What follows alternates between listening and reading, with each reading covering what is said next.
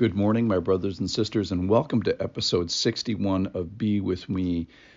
And we are getting the cannonballs of the Lord's commandments today. This is Tuesday of the Great Week, and Jesus is laying out the most important commandment of the Old Testament. And then he's going to give us number 2 today. Yesterday, we found out what was number 1, and that was from Mark chapter 12, verse 15, or Mark chapter 12 and verse 30. You shall love the Lord your God with all your heart and with all your soul and with all your mind and with all your strength.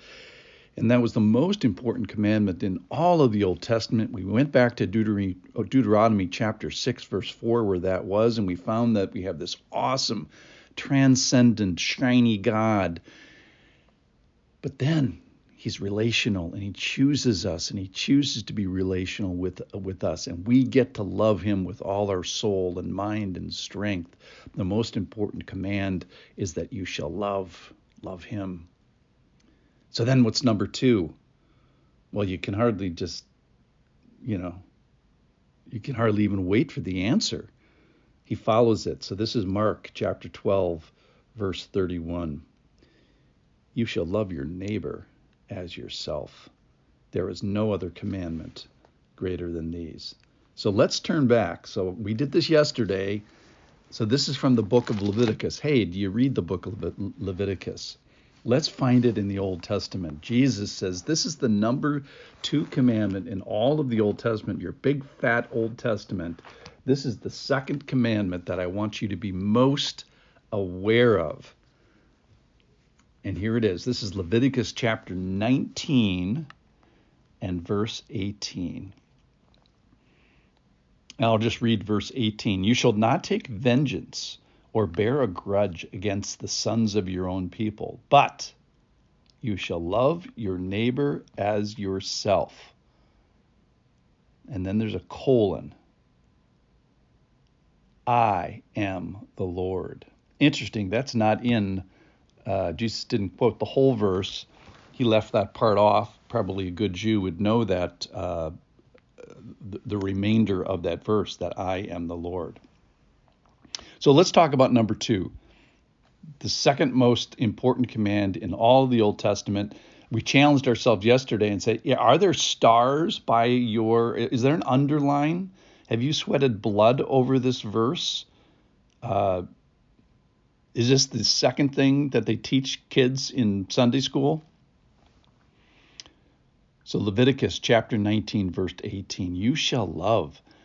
Think about this, you should not be a grouch. It's not that the second most important command is not that you save money. It's not that you obey something, this or that. It's that you shall love. So we found out yesterday you get relationship with me. TaDa. And today, number 2 is you get relationship with other people. In other words, you're not alone, and we should build relationships and value them and treasure them.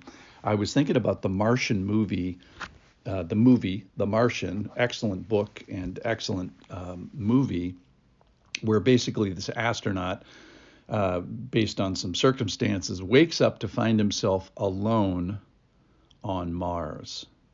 And the whole rest of the movie was him to get back to relationships, to start to communicate, and then get back to relationships with other people. He uses extraordinary measures to get back into relationship. Well, we have that privilege today. So we get the Lord saying, hey, I thought this up. I gave you this treasure that you get to be in association with other people. Now, we do this wrong. We steal from people. We covet what they have. We take sexual pleasure from them that's not ours. We lie in court against them. We divorce the ones that we have problems with. We misvalue them. We misvalue them in light of God. We deal with them falsely. We abuse authority over them. We oppress them in certain ways. We defer to the great, and we prejudice against the lowly.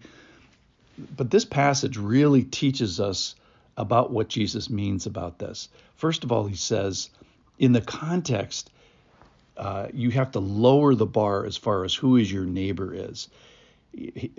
Just a few verses before this, he talks about the poor. He talks about those who are traveling, the sojourners, the strangers in among you. He talks about the handicapped, the deaf and the blind. He talks about people that are of your national interest and also people that are of your non-national interest. He talks about people that you have disputes over. So humanity is a big bag of crazy wonderfulness that includes the people of God in the sense that they're in God's kingdom and they have believed, but also the people of God who have been created by God. And we're supposed to mark our relationships by love.